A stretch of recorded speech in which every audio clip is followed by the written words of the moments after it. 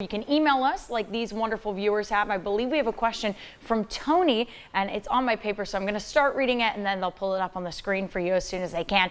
My friend was pulled into a machine at work. He has a crushed skull, bleeding in his brain, probable brain damage, 2 broken arms, and on and on. Our employer is clearly aware of what happened. Should his family wait and see how they handle things, or go ahead and get a lawyer now? That's terrible, Yeah. Tony. You know, yeah, and you know, certainly for your friend's family, that just sounds terrible. The short answer is yes, you should go ahead and reach out to an attorney. Not that the employer is doing anything wrong and the employer being made aware of it. Courtney, you mentioned a few minutes ago about what shortened statute of limitations there are. The employer, if they have a certain number of employees, has to report this within 48 hours to their workers' compensation carrier.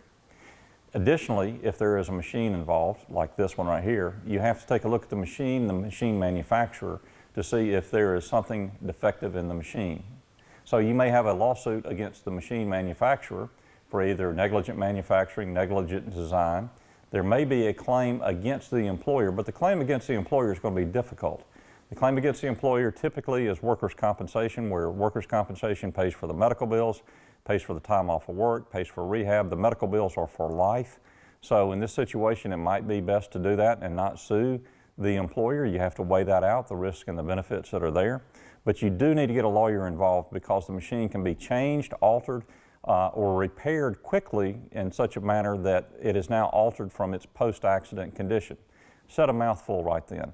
So usually what you want to do is, as a lawyer, is you want to get to the machine, in this case the machine at work, and look at it to make sure what went wrong, what happened. Let me give you an example. We have a case pending right now in Arkansas. This exact same thing happened, except this young man out in Arkansas, he survived for 14 months and then he passed away. We got to the machine, but by the time we got to the machine, it had already been changed, it had already been altered. Also, there's videotape of the accident out in Arkansas. So in this case, there might be videotape of what happened here.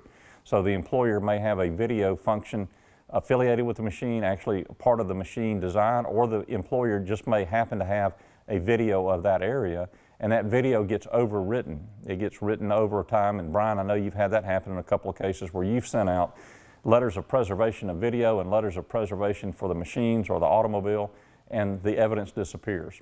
Brian, why don't you pick it up from there and kind of tell us what happens when the evidence disappears and how difficult it is for us? Well, there's 2 different scenarios. One is where the evidence is gone. I know certain retailers only keep video for 30 days. So if we don't get to the retailer and ask them to preserve evidence until 60 days later, the evidence is gone, they didn't do anything wrong. Sometimes there's no recourse. Sometimes the evidence we need to prove the case is gone because we didn't get on it soon enough. There is another scenario, and we have this on a couple of cases, where we notify the person with the evidence immediately, and then it disappears. And then a judge gets involved and they can be sanctioned. Their defenses can be stricken completely, and they can actually basically be defaulted against, where a jury just determines how much money to award and not even evaluating on whether or not there is wrongdoing. But I had a case recently, unfortunately we didn't get it quick enough, and we know a driver was drinking at an establishment and he drove and killed somebody. We didn't find out that establishment until probably about 35 days after after the incident happened. We contacted the establishment and their video was gone. They kept it for 30 days. Our investigator did a really good job getting in touch with them. Our letter got there, as soon as it could, but the evidence was gone. So on these cases where there is a serious injury or a death, we have to look at preserving evidence, because like Larry said, machines get fixed, and again, there's nothing wrong with that from the employer or the party's point of view, because they want to make sure someone else doesn't get hurt. But from evaluating a claim, you want to go look at what it looks like right after the accident occurred, or preserve video evidence. So if there is a serious injury or death, having a family member or a friend or someone contact an attorney to get letters out to contact the appropriate parties as soon as possible is extremely important.